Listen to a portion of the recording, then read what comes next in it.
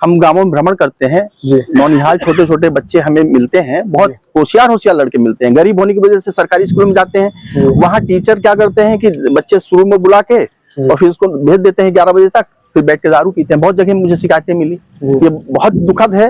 और ये बीआरसी कार्यालय माने जन शिक्षा केंद्र मऊगंज आए हैं, यहाँ पे भी कोई वरिष्ठ अधिकारी नहीं मिले हैं। हम लोग अपनी समस्याएं लेके आए थे। तो बड़ी बात यह है कि मध्याह्न भोजन ब्लॉक स्तर पर इतना भ्रष्टाचार है कि 10-10 साल से समूह लिए बैठे हैं। सरपंच अगर चिट्ठी लिख के दे रहा, प्रस्ताव बना के दे रहा, तो उसके प्रस्ताव पर कार्रवाई नहीं होती। जनप्रतिनिधियों के द्वारा ऐसा वक्तव्य सुनकर हैरान हूं कि 21वीं सदी में हम कहां और किस ओर अग्रसर हैं। जब जनप्रतिनिधि ही व्यवस्था को लेकर परेशान है तो आम जनता की हालत का अंदाजा सहज ही लगाया जा सकता है। बड़ा सवाल यह है कि इस व्यवस्था को सुधारने की जिम्मेदारी जिन जनप्रतिनिधियों और जिले के वरिष्ठ आला अधिकारी को मिली है, आखिर वो कहां है। जब शिक्षक स्कूल में दारू पीकर शिक्षा देंगे तो बच्चों का भविष्य कितना उज्जवल होगा, आप सब खुद ही समझ सकते हैं। तुलसीदास जी ने श्री रामचरितमानस में लिखा है कि जासु राज प्रिय प्रजा दुखारी, सो नृप अवश्य नरक अधिकारी। नमस्कार, आप देख रहे हैं अमर रिपब्लिक न्यूज। मैं हूं आपके साथ सुजल तिवारी। अब आइए जानते हैं कि शिक्षित और सभ्य समाज में यह बात कैसे आई। 28 जून को जनपद कार्यालय में सामान्य प्रशासन की बैठक जनपद अध्यक्ष के नेतृत्व में आहूत की गई।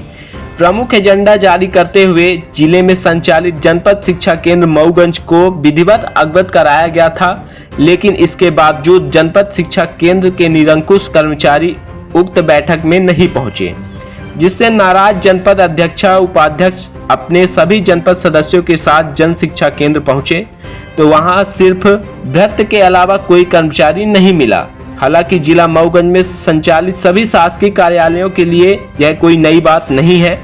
अक्सर यह देखा और पाया जाता है कि सभी विभाग प्रमुख शासन के निर्देशों का खुलेआम उल्लंघन करते हुए मुख्यालय से बाहर या फिर यूं कहें कि पड़ोसी जिले में अपना निवास बनाए हुए हैं और अपनी इच्छा अनुरूप मनमानी तरीके से बिना कोई टाइम टेबल के कार्यालय में आते जाते रहते हैं।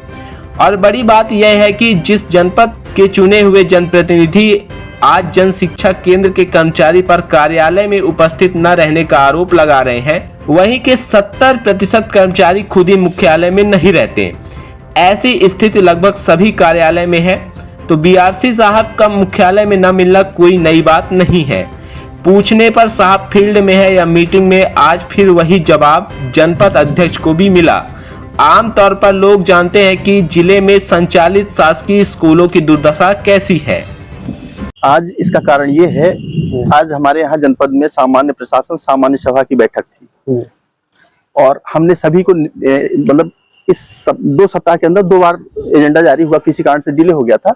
उसके बाद भी किसी भी विभाग के लगभग 1-2 विभाग छोड़ दें तो किसी विभाग के अधिकारी कर्मचारी कभी वैसे भी इंटरेस्ट नहीं लेते। आज तो बिल्कुल नहीं थे। इसकी वजह से हम लोगों ने आज मीटिंग कैंसिल कर दी, केवल अधिकारियों के न रहने से। ये हमारे लिए बड़ी शर्म की बात है, बहुत दुखद है। ये रवैया अगर रहा तो हमारे जनपद के पदाधिकारियों को तो फिर कोई औचित्य मतलब नहीं रह जाएगा। इसलिए हम लोगों ने ये आज निर्णय लिया कि सभी विभाग जितनी भी ऑफिसें हैं वहां जाकर इनको चेतावनी देंगे और अपनी समस्याओं को भी बताएंगे। और नेक्स्ट अभी कल हम कलेक्टर साहब वगैरह से मिलेंगे, जो बड़े अधिकारी हैं, एक बार सूचित करेंगे। नहीं तो हर विभाग के जो भी ऑफिस है उसमें धरना देंगे। नहीं तो यहाँ पर आए तो कोई जिम्मेदार कोई जिम्मेदार अधिकारी नहीं है, एक सामान्य कोई वो नहीं है, कोई कर्मचारी नहीं है, बेचारा उसको बिठाया गया है, वो बैठा था, उसने बताया कि कोई अधिकारी यहाँ नहीं है। अभी 2 दिन पूर्व ही आदेश जारी हुआ, ऑफिस टाइम सुबह 10 बजे से शाम 6 बजे तक का। जी, और अभी टाइम क्या है? अभी तो 4 बजे हैं और यहाँ कोई है नहीं। अभी बीआरसी से बात हुई, वो रीवा में है, कुछ काम बताया उन्होंने। मैंने कहा ठीक है, बाकी लोग तो होने चाहिए, ऑफिस खुला 10 से 6 के बीच में ऑफिस खुला रहना चाहिए, जिम्मेदार कोई अधिकारी होना चाहिए, कर्मचारी होना चाहिए, कोई नहीं है। ये स्थिति है। आगे की क्या रणनीति? बिल्कुल आगे की रणनीति ये है, अगर इसमें सुधार नहीं हुआ, मेरी समस्या क्या है, इसको शिक्षा विभाग से ये है, हम गांवों में भ्रमण करते हैं, नौनिहाल छोटे छोटे बच्चे हमें मिलते हैं, बहुत होशियार लड़के मिलते हैं। गरीब होने की वजह से सरकारी स्कूल में जाते हैं, वहाँ टीचर क्या करते हैं कि बच्चे शुरू में बुला के और फिर उसको भेज देते हैं 11 बजे तक, फिर बैठ के दारू पीते हैं। बहुत जगह मुझे शिकायतें मिली, ये बहुत दुखद है। और ये मतलब दुख, पीड़ा और क्रोध तीनों लेके ही आए थे हम लोग यहाँ, लेकिन दुर्भाग्य से किसी से मुलाकात नहीं हुई कर्मचारियों से। ये बात हम लोग अभी कह नहीं पाए, आपके माध्यम से ये बात पहुंचाना चाहते हैं और कलेक्टर साहब से भी मिलेंगे। इस संबंध में हमारा उद्देश्य है कि बिजली, पानी, सड़क और शिक्षा ये पूरी तरह चुस्त दुरुस्त होनी चाहिए। अगर ऐसा नहीं हुआ तो ये पद या तो हम लोग इस्तीफा दे देंगे, नहीं तो फिर लड़ाई लड़ेंगे। अब सोचिए कि जब जनप्रतिनिधि ही विभाग में बैठे कुर्सी तोड़ मठाधीशों से परेशान है, विभाग प्रमुख तवज्जो नहीं देते, तो आम जनता के बारे में बात करना एक बेमानी लगती है।